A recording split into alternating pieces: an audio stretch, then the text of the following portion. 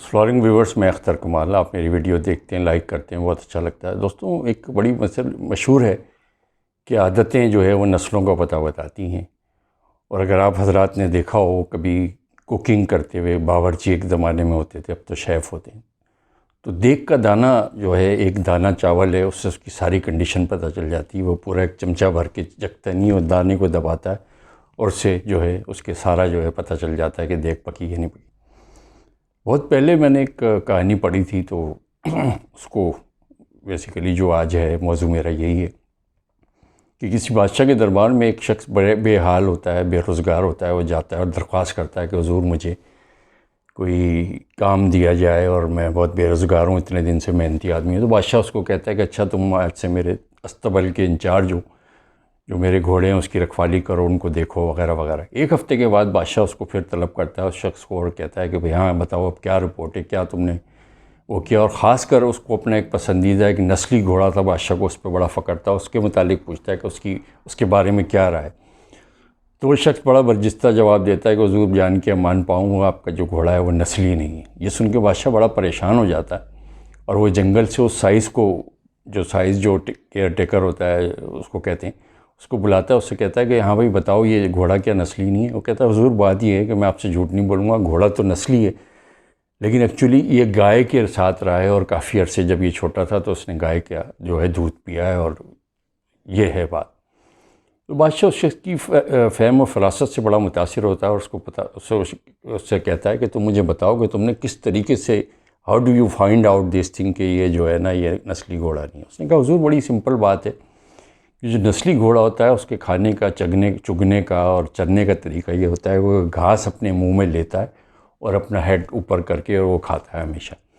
اس کے بارے میں نے یہ دیکھا کہ جب یہ گھاس کھا رہا ہوتا ہے تو یہ جانوروں کی طرح جو بکرے، بھینس، گائے جو ہوتے ہیں، چنتے ہیں، چرتے ہیں، جو گائے وغیرہ، تو وہ میں نے اس سے اندازہ لگا لیا۔ تو بادشاہ بڑا اس کی فہم و فراست سے متاثر ہوتا ہے، اس کی تھوڑی سی ترقی ہوتی ہے، ایلیویٹ کر کے اس کو کہتا ہے کہ اچھا، آج سے تم جو میری ملکہ ہے اس کے پاس جو ہے تم وہاں اس محل میں تم رہو گے، اور وہ معاملات دیکھو گے۔ خیر جناب، وقت گزرتا ہے، اور اس کے کچھ عرصے کے بعد بادشاہ جو ہے اس کو ملکہ کے محل سے بلا کے اور پوچھتا ہے ہاں بھائی بتاؤ کہ کیا دیکھا، اور ملکہ کے بارے میں تمہاری کیا رائے؟ تو وہ چپ ہو جاتا ہے۔ بادشاہ کہتا ہے میں نے تم سے ایک سوال کیا ہے، مجھے بتاؤ۔ پھر وہ یہ کہتا ہے کہ حضور اگر آپ امان پائیں، مجھے دیں جان کی، تو میں عرض کروں آپ کی جو ملکہ ہیں وہ ملکہ ضرور ہیں، لیکن ان میں شہزادیوں والی کوئی ایسی بات نہیں ہے۔ بادشاہ کو بڑا ایک تعجب ہوتا ہے کہ یہ کیا بات ایسی کر رہا ہے۔ تو بادشاہ پوچھتا ہے اس کی وجہ کیا ہے، کیا مقصد، تم یہ بات کیوں کہہ رہے ہو؟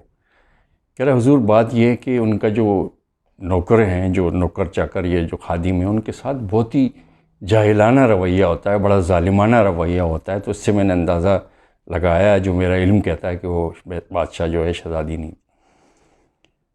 بادشاہ کو بڑی تشویش ہوتی ہے۔ بادشاہ اپنی ساس کو بلاتا ہے اور بولتا ہے مجھے بالکل حقیقت بتاؤ اپنی اس بیٹی کے بارے میں کہ یہ کیا ہے کیا نہیں۔ تو اس کو ساس کہتی ہے کہ حضور آپ کے والد اور میرے والد جو تھے وہ بچپن سے بڑے اچھے دوست تھے، اور جب آپ پیدا ہونے والے تھے اور میری جو ہے بیٹی یا اس کی ایکسپیکٹڈ جو ہے ڈیلیوری تھی، تو دونوں نے یہ ڈیسائیڈ کیا تھا کہ اگر میری بیٹی ہوئی اور اب بیٹا ہوا تو میں شادی کر دوں گی۔ اتفاق ایسا ہوا کہ میری بیٹی ہوئی، لیکن وہ تھوڑے دن کے بعد وہ مر گئی تھی۔ تو ہم نے اس چیز کو بچانے کے لیے، چھپانے کے لیے کہ اس چیز کو آگے بڑھانا ہے، ہم نے اس کو کسی سے گود لے کے پالا ہے، تو اس کی یہ وجہ ہے۔ اب بادشاہ پہ حیرتوں کے پہاڑ ٹوٹنے لگتے ہیں۔ وہ کہتے ہیں کہ یار یہ تو بالکل ایگزیکٹ یہ بتاتا ہے، اور اس کو ایلیویٹ کر کے جو اپنے مشیر جو ایڈوائزر ہوتے ہیں ان کو ان کے اس پوزیشن پہ لا کے اپنے ساتھ جو دربار کی جو کارروائی ہوتی ہے اس میں اس کو رکھتا ہے۔ جب بادشاہ پہ جو ہے بڑا خود پسندی کا ایک طریقے سے دورہ پڑتا ہوتا ہے، اور وہ اپنے آپ کو بارے میں جاننا چاہتا ہے کہ یار میں کیا ہوں کیا نہیں ہوں، وہ کہتا ہے کہ اے شخص تم مجھے کچھ میرے اپنے بارے میں بھی بتاؤ کہ میں کیا ہوں۔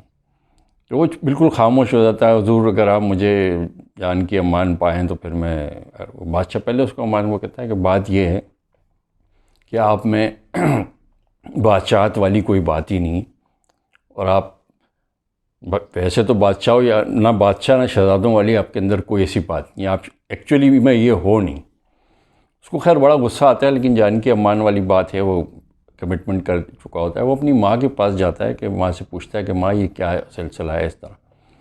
اس کی ماں پھر اس کو کہتی ہے کہ بیٹا اس طریقے سے جو ایک ہم نے جو ہے ایک شیپرڈ جسے کہتے ہیں گڈریا یا جو کیا کہتے ہیں چرواہا، اس سے ہم نے تمہیں گود لیا تھا اور تمہیں پالا تھا اور پھر اس طریقے سے تمہاری تربیت ہوئی، یہ ہوا وہ ہوا فلاں ہوا، اور تمہارے والد مرحوم نے تمہیں جو ہے بادشاہت اپنے خطاب میں.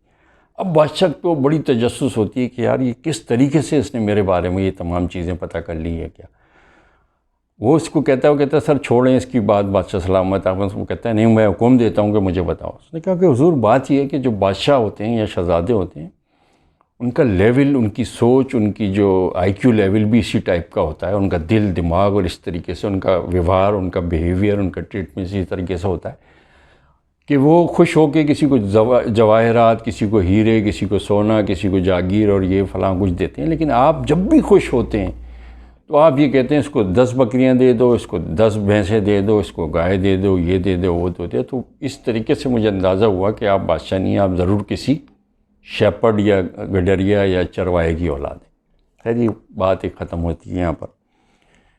دوستو جو کہانی ریئل ٹائم، یہ تو ایک ویسے ایک ہماری فکشن والی ہوتی ہے جو میں اب آپ کو میں بتا رہا ہوں کہ عادتیں نسلوں والی جو ہے اور اس پہ کس طریقے سے ڈیسیشن لینا چاہیے اور کیا چیز، ایک چھوٹی سی چیز جو پوری دیگ کی جگہ جو وہ کوک ہے، جو باورچی ہے، وہ ایک دیر کے دانے سے جو ہے اس کی کنڈیشن پتہ کر لیتا ہے کہ یہ پکنے والی ہے نہیں. اسی طریقے سے کچھ ایسی چیزیں ہوتی ہیں جو جانے انجانے میں انسان جو ہے وہ کر گزرتا ہے، کہہ دیتا ہے اور اس کا ایسا عمل ہوتا ہے، اور ایک عقلمند آدمی اور ایک فہم و فراست والا آدمی اس کے تمام کیریکٹر کا پتہ کرتا ہے. دوستوں یہ اسٹوری بالکل نہیں اور یہ ریئل اسٹوری بیسڈ ہے. میرا ایک دوست کا تقریباً کوئی 35 ایئر سے از لیونگ ان UK.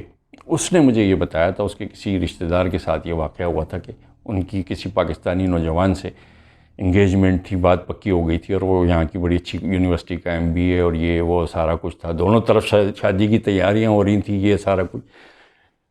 اس کے سسر نے جو لڑکی رہنے والی تھی انگلینڈ کی، اور اس بچے کو، اس نوجوان کو جو ہے ایک وزٹ ویزے پہ کہا کہ چلو یہ آگے دیکھ لے، لندن دیکھ لے، گھوم لے، ہم اس کو دیکھ لیں میری بیٹی کو دیکھ لے اور وغیرہ وغیرہ یہ سارا کچھ.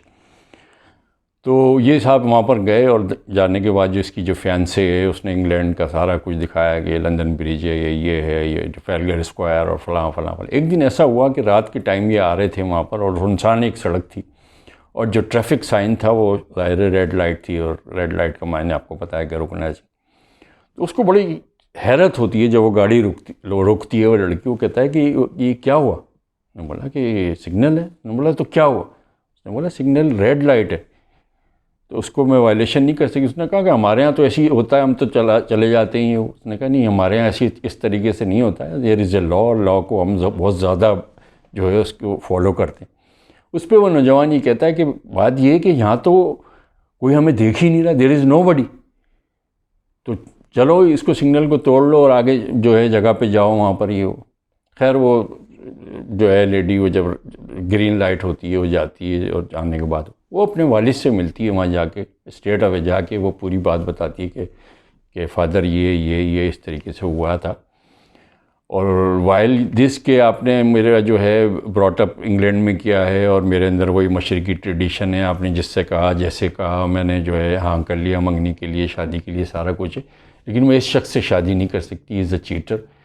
اور صرف اس بات پہ کہ یہاں کوئی دیکھ نہیں رہا، کوئی نہیں ہے، سگنل توڑ دو. اس سے بہت سی چیزیں آشکار ہوتی ہیں. اس کا والد سمجھدار تھا اور اس نے اس کا جو ہے اس ڈیسیشن کو مانا. اس نے کہا کہ یہ صحیح کہہ رہی. دوستو اب ہمارے یہاں اس طریقے سے بہت ساری چیزیں ہوتی ہیں، دانستہ طور پہ، نادانستہ طور پہ جو ہے ہم اپنے عمل سے کر رہے ہوتے ہیں، دوسرے کو دیکھ رہے ہوتے ہیں، لیکن ہم اس پہ اتنا غور نہیں کرتے because basically we are a short memory nation. ہم کل کا واقعہ بھول جاتے ہیں کہ آج دن ہے، کل کیا ہوا ہے کیا نہیں. ہم اس سے کبھی کوئی سبق نہیں سیکھتے.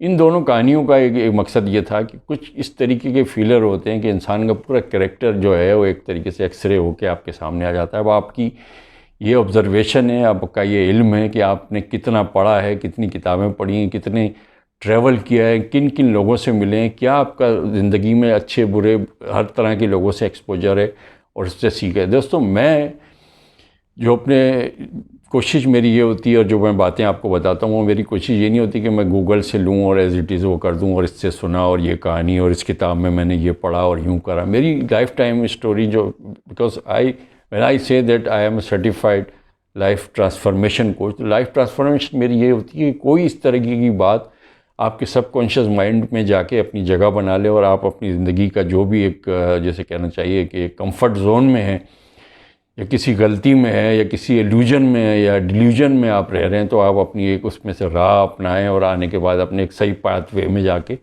اپنی لائف کو جو ہے ایک سبق سیکھیں.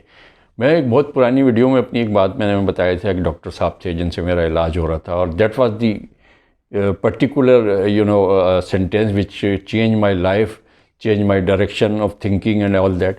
تو ایسے ہی انہوں نے مجھ سے پوچھا کہ مجھے اس زمانے میں ایسیڈیٹی اور یہ سارا پرابلم تھا، کہنے میاں یہ تم یہ کیوں کھاتے ہو؟ تو میں نے ایسے کر کے کہا، میں نے کہا اس پہ انہوں نے جو مجھے بات کی تھی، اور اس بات کو میں آج پھر دہرا رہا ہوں 2 سال پہلے کی ویڈیو میں، انہوں نے کہا بیٹا یہ تو کوئی ریزن نہیں ہے کہ یوں کیوں کر رہے ہو.